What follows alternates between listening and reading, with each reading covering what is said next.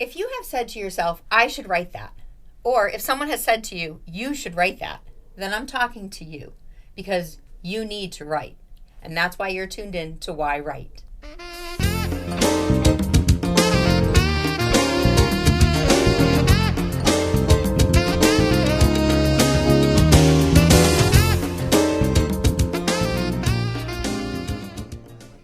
Hi, welcome to yWrite, a podcast about writing for writers like you and like the guests I have on the show and myself. My name is Angela Grout. I'm your host, and I am here today at Studio 954, and we have a special episode for you to teach you not only how to write some memoirs for your own life, but to find out about some memoirs of the world. So today I have a special guest, and she is here from California, which is very exciting. Her name is Tanya Ko Hong. Tanya is an international award-winning poet, playwright, and educator for English and Korean-speaking writers. She was born in South Korea and came to the United States when she was 18 years old. In 2015 and 2018, she became the first person to translate and publish the poems of author C's so that they could be read in Korean. Tanya has received the WW2 Korean American Literature Award and many, many honorable mentions for her work, especially her poem titled The Comfort Women. She has authored 5 books, including The War Still Within, which is a story about the comfort women in World War II. That poem, The Comfort Women, inspired her to write a 10-minute play, which has been performed twice in New York City and is now in development for a full-length script. Tanya is a cultivator of change, and she has spoken at many international conferences, and I want to welcome her. She's bi-coastal, not bipolar, bi-coastal. She lives in California and in New York City, and she is here today from California. Please welcome my guest, Tanya Ko Hong. Hi.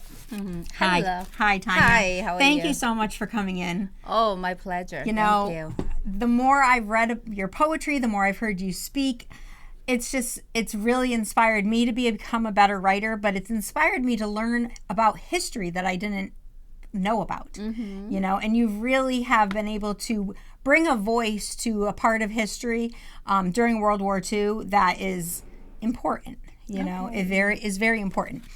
You have 5 books that you've written. Can you tell us a little bit, like, first of all, when did you start writing? I think like I was writing like when I was little, like could say, you know, when I learned how to write in Korean. In Korean. Yes. And then when I went to school, elementary school, and then there's a lot of assignment that you have to write and you have to turn in the homework. And then I always kind of interested writing creative stuff. And then in Korean you say guljiki. So like I mean it's like it write something, you know, and then you got to turn it in Korean class, and I really enjoyed it. And then there's so many contests while in school, like there is the, you know, called writing contest or something like that. I enter and then I get award, and then I just really enjoying the process, like, you know, creating something and turning in and then get award. And that was the beginning. So I think like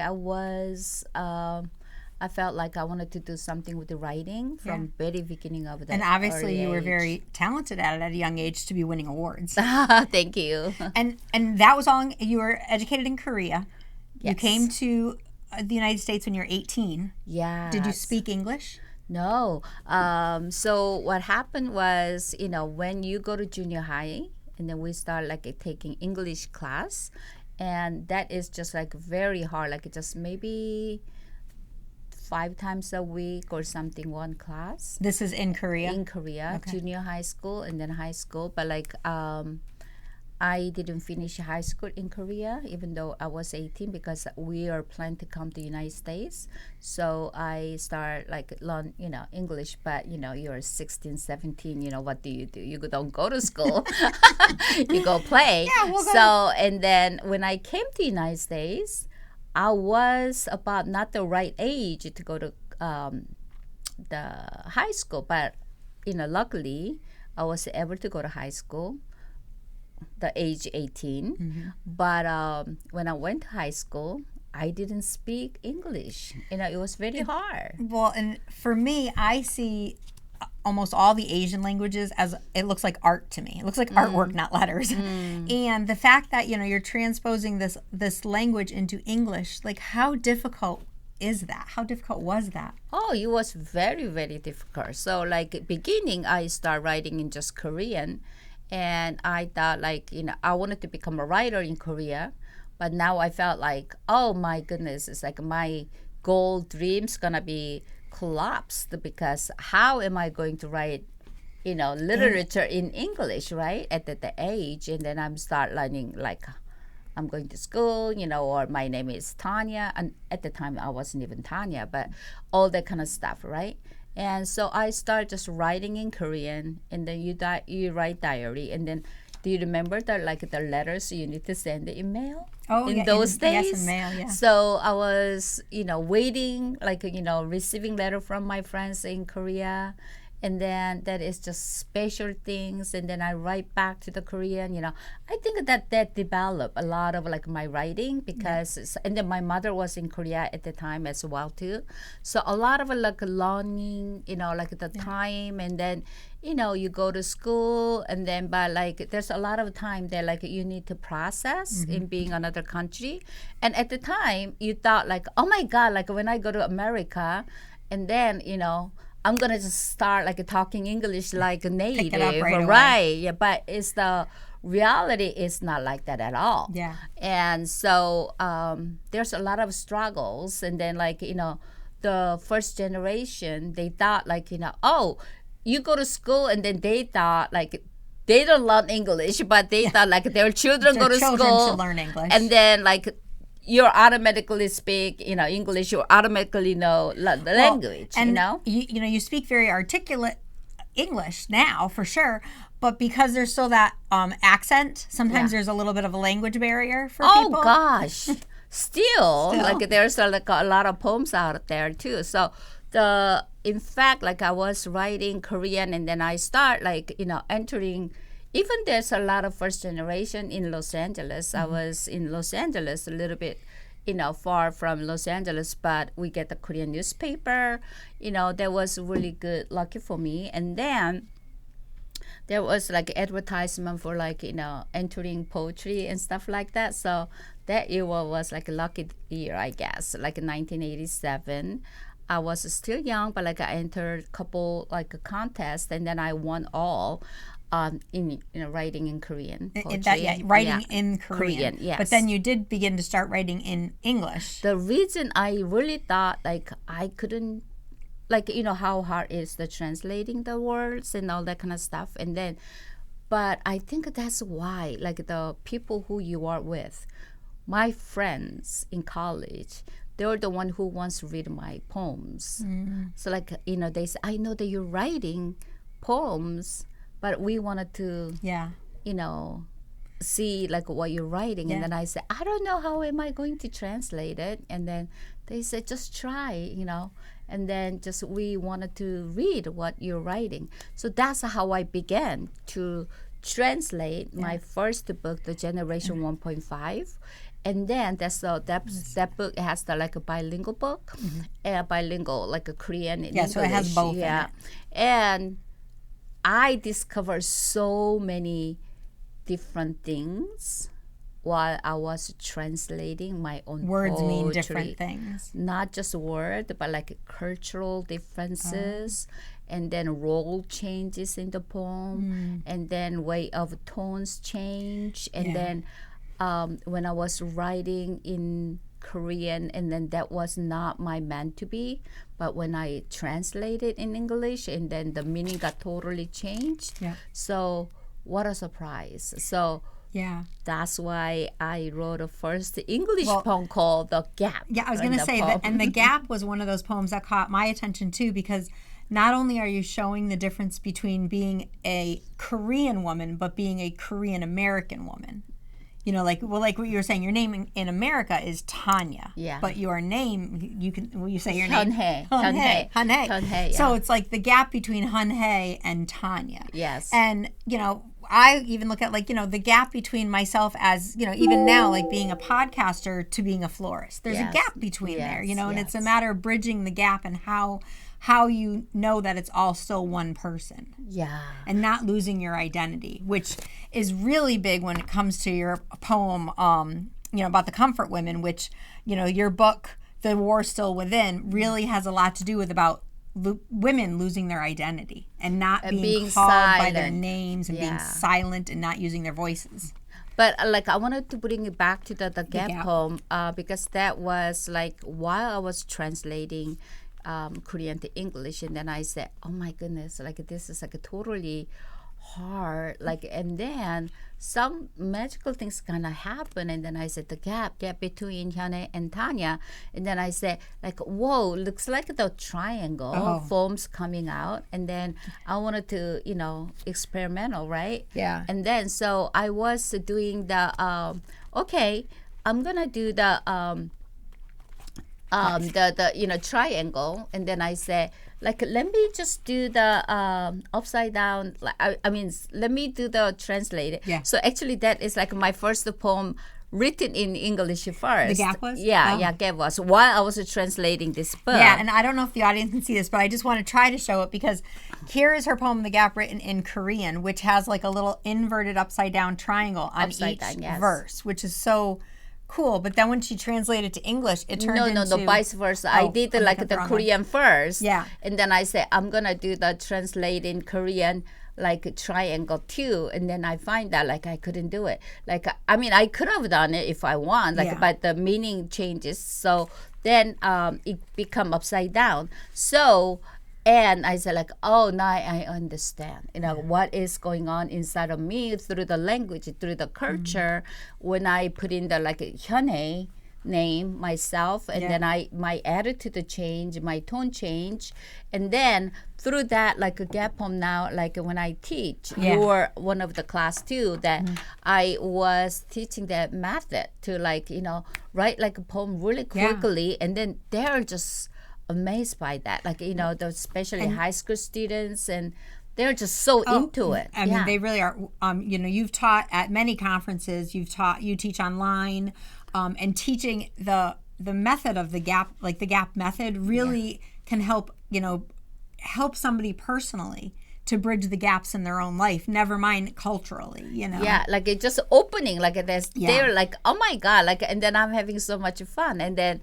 Even just like I came from IWWG conference, and then I did that, like teaching that one, and then like so many people opened their eyes, and then I just given them 5 minutes to write a gap poem, and then there came out like amazing. And I was at the conference, and I will say like so many people were like, "Did you take Tanya's class? Did you take Tanya's class? That was so amazing!" And they were like trying to show me their poems, and and it really makes an impact on people. So the fact that you've become an educator, to be able to teach people in English, but to share, your Korean background is great. Yeah, thank you so much. I mean, I've seen you do presentations at, libraries and on Zoom, and, kind of been following your career and your path, and seeing how you present, it's so well, but the material you present just really hits home. And a lot of that has to do with this book right here, The War Still Within. Yes. You want to tell us a little bit about The War Still Within? Yes. So while I was and then like I was like I asked myself for like after I have 3 children, and then while they're in school, and then they're growing a little bit, and then I said like now like I really need to know like what I really wanted to do. And it's like finally like a funny like in a way that like I want to learn how to write a poetry. So it took me a while, but like I went back to school and then got my MFA in creative writing. And while you're in school, and you're a doctorate student now, or something else, but yes, but like while you're in school, you have to write. And I think that's how I learned how to write poetry in English as well too. Like not translating, but coming out the mind in like writing in English. And then while I was writing, because you deepen yourself, and then I was studying more about the Korean women. And then so I was researching, and then I finding out the silence of the Korean women. It's not just Korean women, but like I was born in Korea, so I am more interested in my culture and then my history. And I was writing about the Korean women's silence, and then how we taught in school when I was in Korea, how to be a woman, how to be a mother, how to be a the daughter. That's what we learn. I mean, it's like a back, Yeah, trying the to laws, trying to follow. like, You're trying like to be the good not. wife and I mother. don't think it's not anymore much, but like when But I was trying to growing find up, who you are and who Yeah. these women were that were so silent that they weren't able to become their authentic self. and then I find out like about the comfort women, and then I was like writing, and then I came out like this picture. And then I said, what is this pictures about? And then I didn't hear about the comfort women. And I was researching more. And then I just couldn't believe what was happening. And then the background of history. And then I researched more. And I wanted to give them a voice. Of course, like there's some, the movie and then poems a little bit. But like I wanted to give the voice of them as being a human. Yeah. And then what is going through their mind. And these women, Yes. so like you said, you're writing a poem and then you come across this picture that inspires you to do more research to find out more information about what these comfort women were. Because, as I understand it, here in World War II, women, and I say women, I mean young girls. Yes. I mean, actually, we got to say 16, young girls. 17, 18 years old, even younger, are Yes. drafted to help the military under the kind of false pretenses that they're going to be nurses. Nurses were like a working factory, not like. And then so what happened was at the time Korea was colonized from Japan, and then so these young women, they're like forced in a way that, and also they're informed, they're like going to working in the factory. Oh, a noble, you're going to get a noble job helping the war. Yeah, and then you're gonna get the under money, right? Mm-hmm. Like, and then so they got drafted or even like kidnapped, all that kind of stuff. And then a lot of young women, they didn't know where they're going, and then find out they're sexual slaveries. Yeah. And then, but like they've been silenced after the yeah. war. Those that are released that come home don't tell anyone that they were in sexual slavery. No, it would be very shame, and then it'll be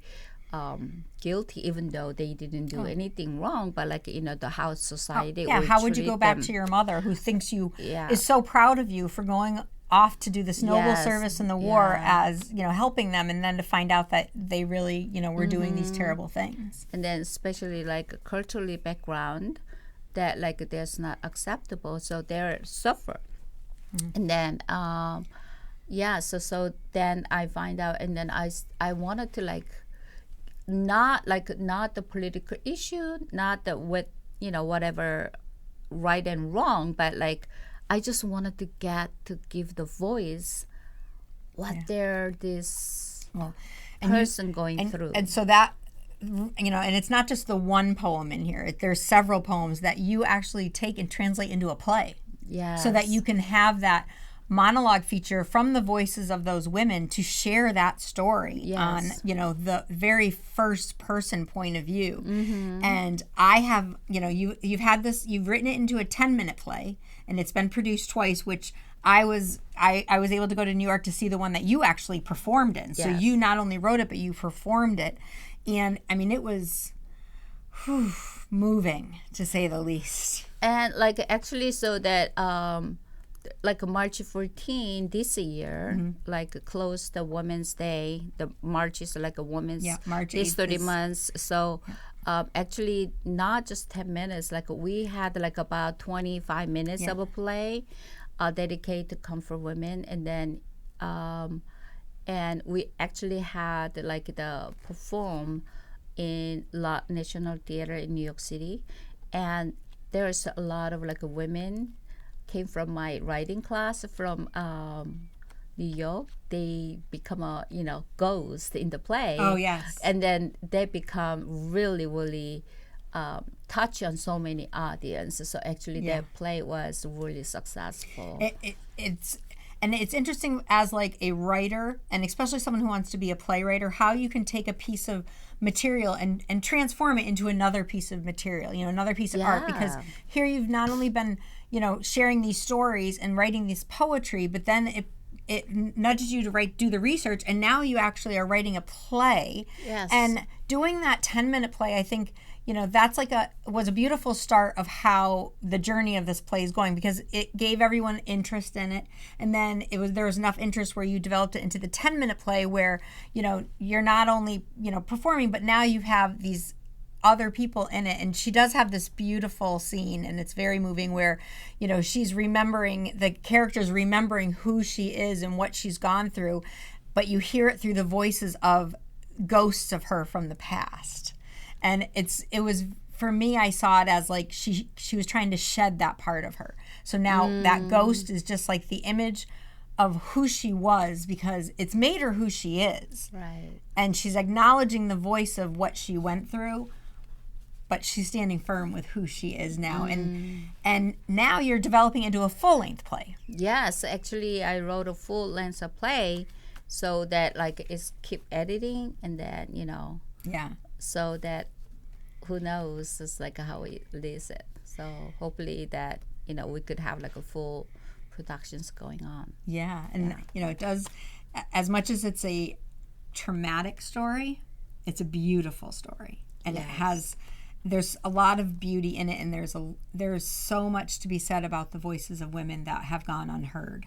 Yeah, so like the main thing is like from I don't know, like every audience, they need to get out of like when they read or like they listen, or after say the production, they need to find out. But like I think like the main thing that I wanted to give the message is like they call me a comfort woman, but I had a name that is the main focus. I don't even want to call it comfort women, but like otherwise it's gonna be really hard to see what she's like writing about. So but like the main thing is I had a name, and you're showing that name. Yeah.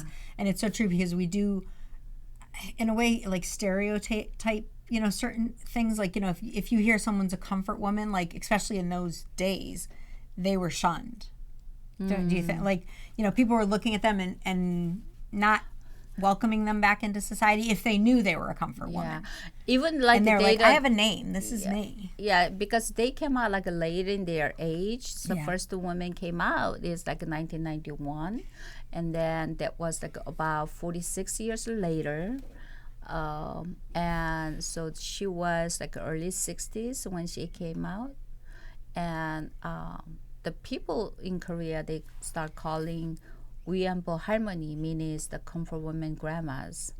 And for me, like me living in United States, and I mean in Korean culture, they're like respecting and closer to harmony. But for me, I think it's very important to say the name. So I don't really like the name comfort, like who's comforting who, Right. So, but I think like politically it's not correct term, but then it said it, so like we're going with it. But well, you're explaining what it really is. Yes. And explaining who she really is. I mean, your character Harmony, she is spotlighted. We're learning her real name, not just the fact that she's just another comfort woman. Yes. And the fact that this happened in World War II. Here we are in 2023, and the surviving women who were once called the comfort women are dwindling. There's not many left of them, and once they're gone, if they're not telling their story's left on you. Exactly. So that's very important. We gotta like share. This is happen. Acknowledge. We gotta be their witness. Yeah. Yeah. And there some of them. I'm sure when they pass, they've healed. I believe in the God that provides healing. But they all had suffered for so long with this internal knowledge of what happened to them, and they weren't able to get it out and share it. And every part of history is important. So, we want to learn from it, and it also helps us to understand, from it. So, yeah, I'm so amazing. So please, stay tuned and follow Tanya to find out more information about her play and her more books and her upcoming books. Tanya, can you tell our audience where they can find more information about you and buy your books and all of that? Oh yes. So unfortunately, the poems like publishing in Korea like that is, I think, like really that's hard to find. But then the Word Still Within has the Comfort Women poems in there, and then all background like where you could research more. So I got that all information. So then this will be really good for you to find it. And then if you could just Google me, TanyaKoHong.com. Yeah, you have a website. I have a website and book. You could just get it from Amazon.com and hopefully contact me, and then I'll come and speak to you. Contact her. Yes. She'll come into your town. She'll she'll talk about it, and who knows, she may be traveling your town to do a performance. Yes, and actually do the play, and also share her teaching. If someone's looking for a really wonderful poetry teacher, right here she gives a wonderful class. She's a great facilitator and instructor. Tanya, thank you so much for coming in today. Thank you so much. I really appreciate learning more about you so that the audience can learn about you and your stories. And the writers that are listening can find out, how we can take a little piece of work. I mean, like, one-page poem and turn it into something really grand. Yeah, and then for like last thing, like, I wanted to encourage people due to this, like the conference, I met a lot of young writers too. But like, and then people like, worry, like, how do I start? And I think the main point, the main key is you just do it. So every day, like you just pick a pen and then note, and then you start writing. And so many, do think, like these young writers who are at the conference, are saying like, well, I'm just starting college, I can't start writing until I get this degree, or because, I haven't won an award. And it's like, no, you just start writing. Yes. You just start writing, because the more you write, if you want to become a professional, writer and publicly share, I mean, you're going to get better with the more you write. Yes. And the people who just need to, write because they want to write and share their stories, they need to start writing. Yeah, so like just like one last thing is like the poem, the Generation 1.5, like Mother's Diary. I was raising 3 kids, and then I have to go to bathroom and like myself in writing 10 minutes a day. That's how it started. And like that's how mothers are. Like Yes. we're like, we need to escape. We're going to go in the bathroom, lock the door. You can't come in. And they don't know what we're doing in there. And you're writing an entire book called 1.5. I did. So what I'm trying to to say is like, don't give up. And then like, it doesn't have to be like, I have to like, block in like 2 hours writing. Yeah. No, you just like get up and then write a little bit, and then don't worry about it. I mean, the little book right here is Yellow Flowers on a Rainy Day. I mean, of course that spoke to me just because, I wrote April Rain, and I thought, oh, here's the little flowers that come. Yeah. And, it's just a simple, tiny book of poetry that's very impactful. Yeah. Because these are poetic stories. It's not just like the poem, it's a story. So Thank you. Thank you so much. I you. really appreciate it. And I want to, also thank my audience for tuning in week after week. I really am glad that you are enjoying these conversations that I'm having with writers about writing. It's improving my own skills, and I know it's improving yours too. At this point of the show, I'm going to ask you to pick up your pen, and if you notice, I got new pens that say yWrite. Pick up your pen, grab a piece of paper, and when the show ends, set your timer for a few minutes, whether it's 3 minutes, 5 minutes, 10 minutes, or however long you have, and just start writing. And today's prompt is going to be that I want you to write a story about how your name has changed. So think about your name, whether you're married or not married, or even a man whose name hasn't changed. Talk about how your name has changed. Maybe it's a title in your name that changed. When you became a husband, when you became a dad, when you became a mother, when you changed careers, or, when you did take on a different name, your confirmation name, your married name. So write a story about your name change, and let's try to bridge the gap between who you are all over. All right, thank you so much for tuning in to yWrite. I'm your host, Angela Grout, and we will see you next time.